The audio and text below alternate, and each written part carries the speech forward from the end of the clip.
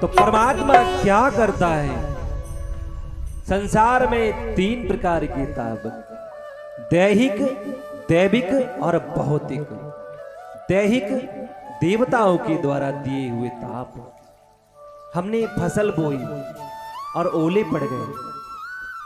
दैविक, दैहिक देह में व्याधि प्रकट हो गई। दैविक, दैहिक, भौतिक हमने वैभव कमा लिया संसार में, हमने परिवार में वृद्धि की, फिर हमने ऐश्वर्य कमाया, धन दौलत कमाई। अब हमारा अच्छा भला चल रहा है, पर पड़ोसियों को हमारा वैभव देखते नहीं बन रहा है। तो दैहिक, दैविक, भौतिक, जो भौतिक ताप, हम भौतिकता में हमने ऐश्वर्य कमाया, पर हमने मेहनत की है, हमने मेहनत और उसका फल प्राप्त किया। उस ताप को तो व्याधि के रूप में, यानी कि दूसरे को हमारा वैभव देखते नहीं बन रहा, तो उन्होंने दैहिक, दैविक, भौतिक ताप, जो भौतिक ताप है, दूसरे को देखने से जलनशील पैदा होती है, ईर्षा होती है। किसी की मान बढ़ाई देखने पर ईर्षा हो जाए, कुछ नहीं, आपका कुछ लेना देना नहीं उससे, कोई संबंध नहीं, दूर दूर तक कोई संबंध नहीं है, फिर भी आपको देखकर ईर्षा करे। ये भौतिकता के ऐश्वर्य प्राप्त होने के बाद क्या जलवा दिया है।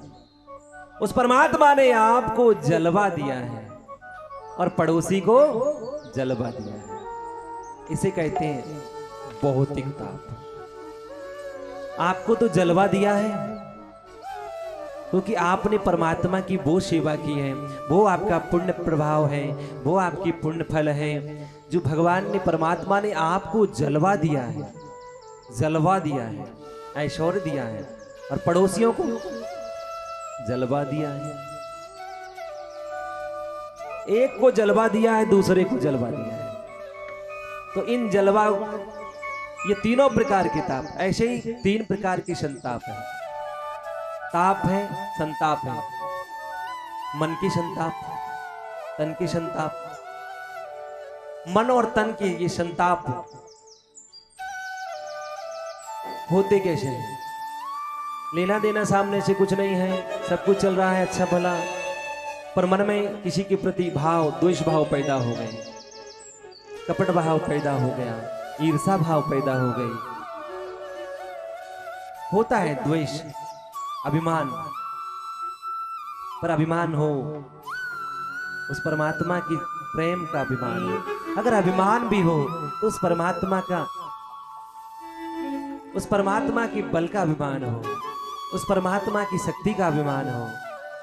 वो परमात्मा हमारी रक्षा करने वाला, सर्वज्ञ, हमारी रक्षा करता है। तो तीनों प्रकारों के ताप भगवान का स्वरूप है। सच्चिदानंद रूपाय